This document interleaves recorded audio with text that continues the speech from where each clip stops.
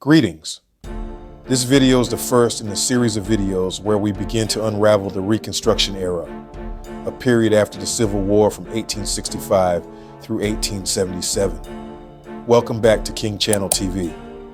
The United States hoped to heal from the impact of the war by Congress passing a series of laws, 3 Reconstruction Acts of 1867 and 1 of 1868. These laws were to help the southern states reintegrate into the Union. 3 constitutional amendments were also passed by Congress. These were the 13th, 14th, and 15th Amendments. Congress divided the former Confederate states, except for Tennessee, into 5 military districts. Each district had a commanding general whose job it was to maintain order and enforce new laws related to civil rights. This military presence, or martial law, was necessary because of the South's violence and resistance toward the freed slaves and their allies. The 3 Civil War amendments, the 13th, 14th, and 15th Amendments, all sought in their own ways to ensure equality for African Americans in the South after the Civil War. The 13th Amendment abolished slavery. The 14th Amendment granted African Americans citizenship. The 15th Amendment outlawed discrimination in voting rights. Contrary to popular belief, the 15th Amendment does not grant the right to vote to anyone. It simply outlaws discrimination in voting based on race, color, or previous condition of servitude. These Reconstruction Acts and constitutional amendments addressed the social, political, and economic challenges Black Americans faced, posed by the Civil War and the abolition of slavery. They were foundational to future civil rights movements. After the Civil War, you had formerly enslaved Americans that were just really set out to fend on their own. They had been separated from their families. They didn't have jobs for the most part. They did not know how to read and write. African Americans had to begin to work hard just to become citizens of this country. They needed to be educated. They needed to be given health care. And most importantly, they needed jobs. And what skills did they have for the jobs that might be there? The fate of African Americans was further complicated by the fact that in the border states of Maryland, Delaware, Missouri, and Kentucky, slavery was still technically legal, as Lincoln's Emancipation Proclamation only applied to the states that were at war with the Union. In order to abolish slavery once and for all, and to begin granting the benefits of full citizenship, it would be necessary to amend the U.S. Constitution, and not with just 1 amendment, but 3. Ratified on December 6, 1865, the 13th Amendment outlawed slavery throughout the United States and its territories. It also eliminated the clause in the Constitution that counted slaves as 3/5 of a person. But still, another amendment was required, one that clarified that former slaves were entitled to American citizenship. The 14th Amendment is necessary because the Dred Scott decision had said that African Americans were not citizens of the United States. And so the 14th Amendment makes sure that we do have citizenship and that we have due process. At least that's the way it's supposed to work. Unfortunately, at the leadership of President Andrew Johnson, these Reconstruction Acts and constitutional amendments were met with great hostility and opposition from the southern states. 4 million formerly enslaved people stand on the edge of freedom, waiting to see whether the promises of the war will finally be honored. Then, in a single night, everything changes.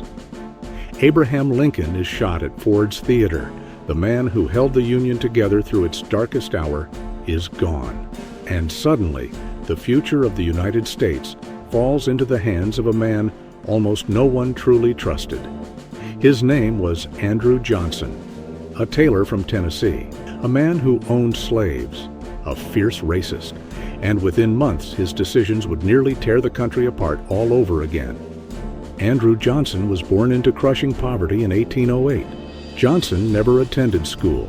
He learned to read and write only in his teens. He married Eliza McCardle, a woman who educated him and helped shape his ambitions.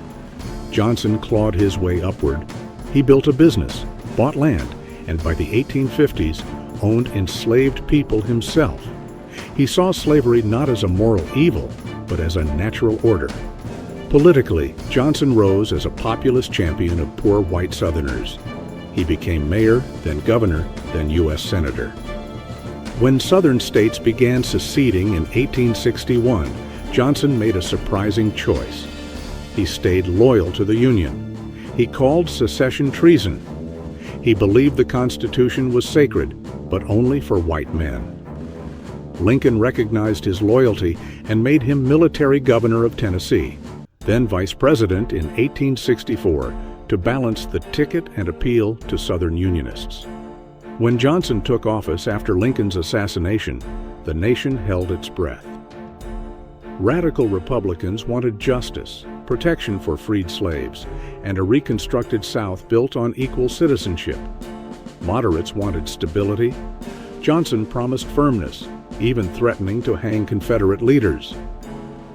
Deep down, Johnson believed the Southern states had never legally left the Union and therefore required no punishment.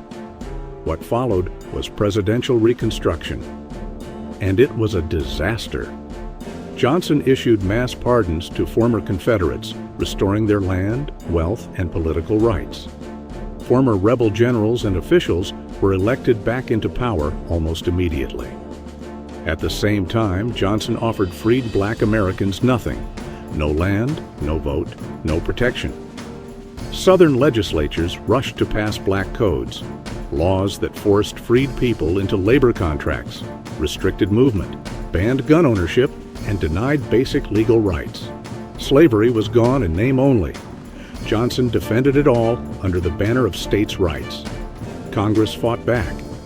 When lawmakers passed the Freedmen's Bureau Bill to provide food, education, and assistance to former slaves, Johnson vetoed it.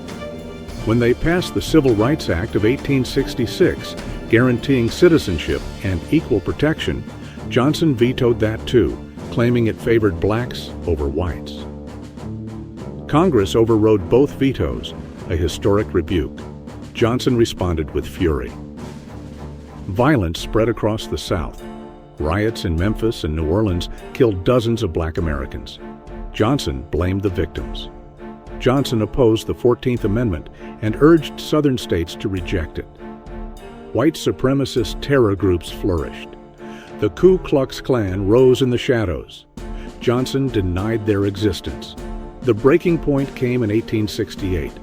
Congress passed the Tenure of Office Act to prevent Johnson from firing key officials without approval. Johnson defied it anyway, removing Secretary of War Edwin Stanton. The House impeached him within days. It was the first presidential impeachment in American history. Conviction would remove Johnson from office by a single vote. At the last moment, 7 Republican senators broke ranks. Johnson survived, but barely. He limped through the rest of his presidency powerless and disgraced. Before leaving office, Johnson issued a final sweeping amnesty, pardoning all remaining Confederates, including Jefferson Davis. The damage was already done. Land promised to freed families was returned to former slave owners. Reconstruction collapsed. Jim Crow laws hardened. Segregation became law. A century of racial injustice followed. Andrew Johnson left office despised. Historians consistently rank him among the worst presidents in American history, not because he failed to act, but because he acted deliberately. Driven by racism, ego, and blind devotion to white supremacy, Johnson nearly destroyed what the Union Army had saved on the battlefield. The Civil War was won with blood. In 1867 and 1868, the South was a powder keg. Federal troops oversaw elections where black men voted for the first time in American history. Schools for freed children opened. Black legislators took seats in Southern governments. For a brief moment, the promise of Reconstruction felt real, and Andrew Johnson quietly worked to undermine every step of it. Behind the scenes, Johnson instructed military commanders to interfere as little as possible. When violence broke out, he refused to intervene. Night riders terrorized black families. Republican officials were beaten or killed. Ballot boxes disappeared. Johnson dismissed reports of terror as exaggerations. He believed that order meant white control, not justice. Johnson's racism was not hidden. In veto messages and private conversations, he warned that granting black Americans equality would Africanize the South. He argued that black citizens were incapable of self-government. These beliefs shaped policy. They shaped silence. They shaped suffering. While Congress fought to expand citizenship, Johnson fought to preserve hierarchy. Economically, the consequences were devastating. Freed families were promised land that never came. Confiscated plantations were returned to former slave owners. Sharecropping replaced slavery, trapping millions in cycles of debt and dependency. Without land, without capital, without protection, freedom became fragile. And Johnson knew it. He simply did not care. When Johnson finally left office in 1869, he did so without dignity. Ulysses S. Grant refused to ride with him to the inauguration. There was no farewell celebration, no national gratitude. Johnson returned to Tennessee angry, bitter, and convinced history would vindicate him. It never did. He spent his final years chasing political redemption. He attacked Reconstruction. He denounced Grant. He claimed Congress had betrayed the Constitution. In 1875, he achieved a strange footnote in history, becoming the only former president ever elected back to the U.S. Senate. 5 months later, he was dead from a stroke. The Civil War decided whether America would survive. Reconstruction decided what kind of country it would become. And Andrew Johnson nearly ensured that the answer would be inequality, resentment, and division. History is not distant.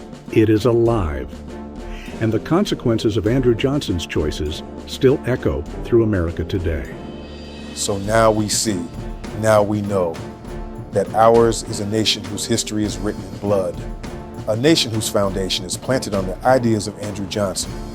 His, the Southern states, and the Democratic Party's disdain for the slaves and their descendants live today in the hearts of many in this land and also in the immigrants who enter these gates looking for a better life today. It is perplexing that they don't appear to know or understand that their road to citizenship and a better life in America is the inheritance of the descendants of the slaves who came through the transatlantic slave trade granted by the 14th Amendment of the U.S. Constitution. Because of over 400 years of captivity and free labor, not through immigration, it belongs to the descendants. The same applies to the 15th Amendment of the U.S. Constitution. Through the 50s, 60s, and the Civil Rights era, of which Dr. Martin Luther King Jr. laid down his life, a fight and struggle that has lasted for over 100 years.